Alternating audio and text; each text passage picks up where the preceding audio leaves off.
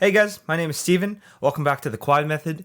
So up till now, we've been talking a lot about how to play quads better, but today we're going to take a left turn and start talking about how to teach quads. And more specifically for this video, how to teach quads if you are not a quad player. This video will probably cater more to those of you that teach at a school that doesn't have a quad tech, or those of you that teach at a group where the quad tech isn't around often enough. And as a disclaimer, by no means am I the best quad tech out there. By no means am I a great teacher. Either way, I hope this video can kind of give you some insight on how to teach quads, even if you don't really know how to. So stick around and hope you enjoy.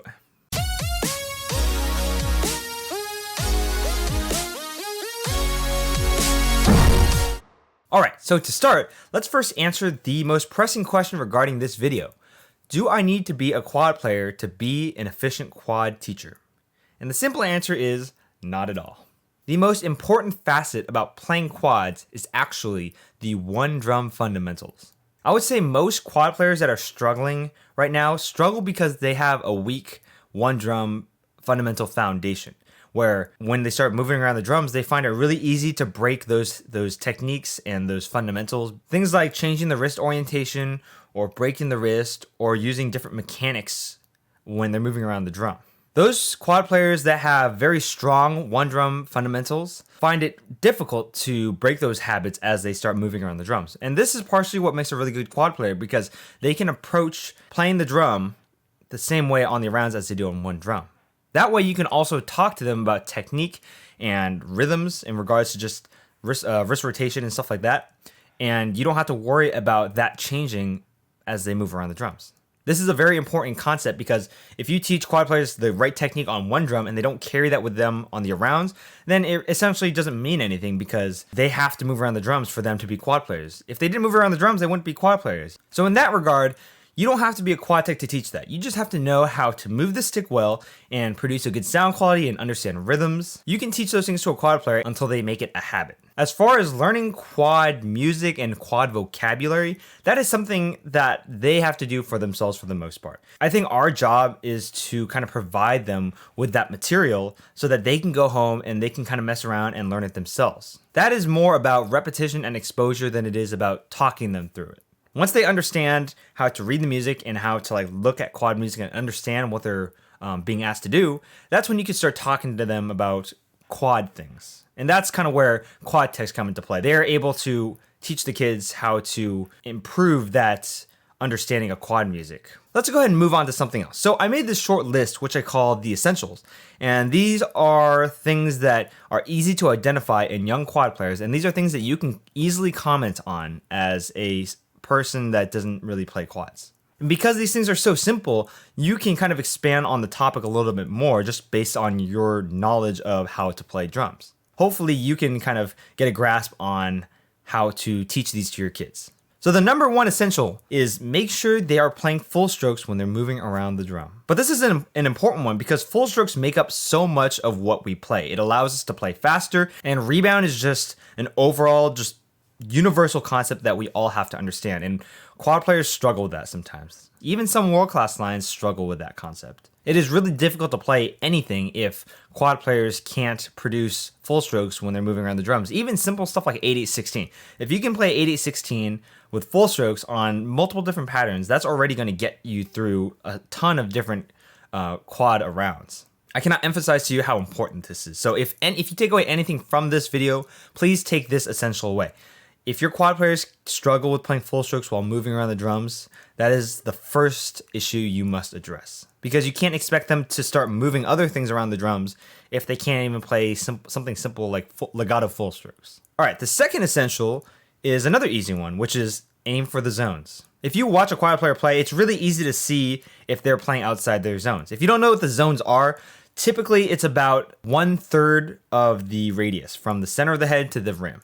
And this is more a general guideline. It's not something where you have to strictly adhere to, but in order to maximize the resonance of the drum and just the overall sound quality, this is the sweet spot. There is a method of playing zones on the channel, so if you need more information on that, go ahead and check that out.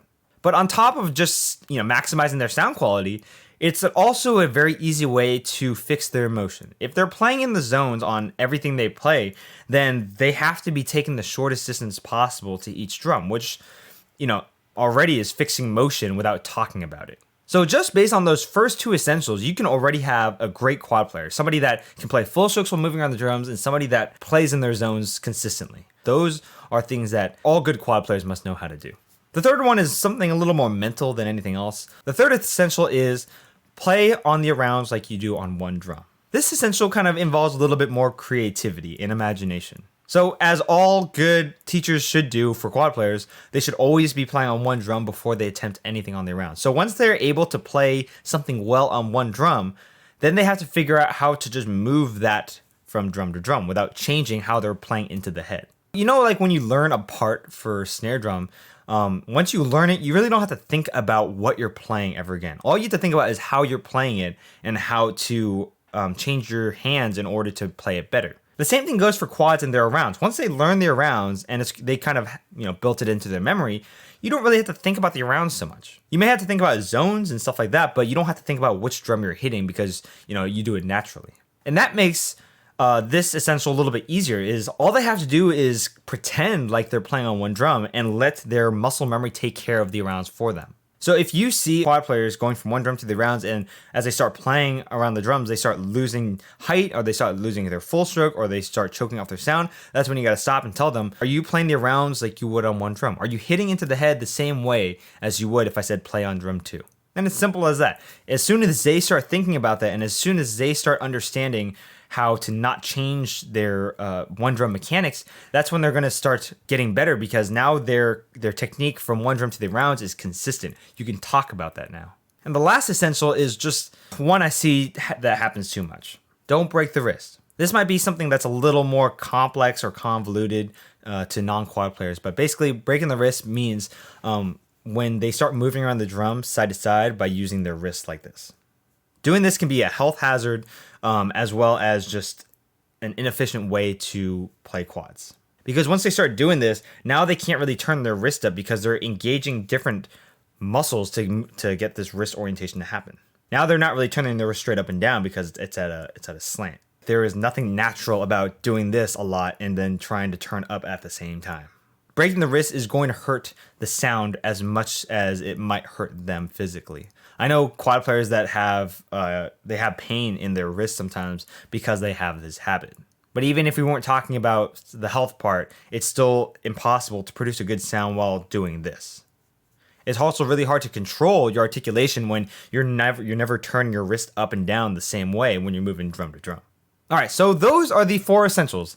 Those are things that are easy to identify. You can just look at a quad player and just identify these things and say, hold up, we need to address these things. What's going to help them the most is they just have to be aware of what they're doing and be aware on whether they are making these mistakes. But once your quad line is able to do these things as a habit, then you can start moving on to the more complicated things like rhythmic vocabulary and sound quality and fixing rhythms and technique. All these things become easier because now whatever they focus on one drum, they're able to move it around the drums without changing how they're playing. And here are a few other things that I think all non-quad players should know about quad players. This first tip is something I learned from very smart quad players and non-quad players, and it's give the quads some freedom. Give them freedom to write some of the rounds, even if it's not the rhythms. Playing quads is not just reliant on your mentality. It's also kind of dependent on your physique, how long your arms are, how big you are, how big your hands are, stuff like that. Those are all attributes that contribute to a quad player's comfort when getting around the drums. There will be quad players that prefer certain rounds simply because of their arm length. So please feel free to give them the freedom to write rounds that are comfortable to them, especially if it's not essential that you have to have a specific round. They will appreciate that, and I guarantee it's going to be better than if you force them to play something that they're just not comfortable with. On top of that, it will make them more prideful of what they're playing, and they will be more motivated to make it better because now that music is their own. They helped write those rounds, so it is theirs, and they will take ownership, or at least hopefully they take ownership of that. And you could kind of tell them that too, like, this is your round now, so it better be good or I'm going to change it. It also exercises their creativity and their vocabulary. Now they have to test themselves and start thinking about quads in different ways in order to write cool rounds or whatever they want to do. Because quads is just such a creative instrument. On a snare drum, you can only play flam taps one way, basically. Maybe a few different ways if you include dynamics and stuff. But on quads, it's that times 1,000 because there are so many combinations of rounds you can do with crossovers and stuff like that. If you allow your kids to experiment with that, they're going to be more inclined to play quads more at home or at school, to just write different things and come up with different ideas. And I don't think there's any downside to that. As long as they're focusing on the right things, it really helps to give them some freedom to do what they want to do. The last one I think is a very important one that I think a lot of groups make. And that is, you cannot allow rounds to be an excuse for dirt. It's great to challenge quad vocabulary, to try different rounds, try different rhythms on harder rounds.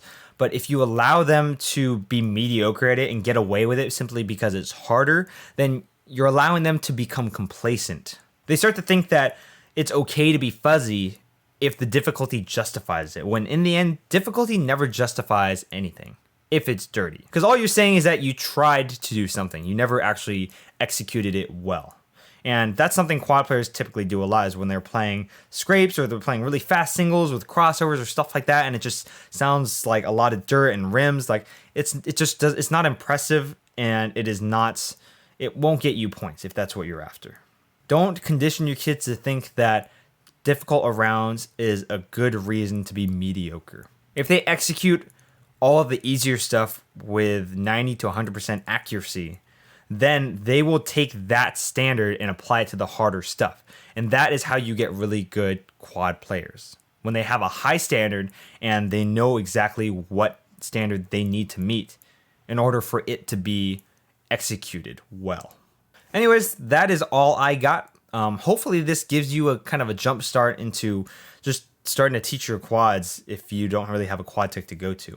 I know there's a lot of groups out there that don't have that resources. There's a lot of high schools out there that don't even have more than one drum tech. I myself teach a school where I'm the only drum tech, and it's really hard to get around to every section. So it's helpful to identify the most essential parts of each instrument. So hopefully this video kind of gives you some of that insight into the essentials of playing quads, so that now you can talk to them and identify things with them without needing a specialist for that.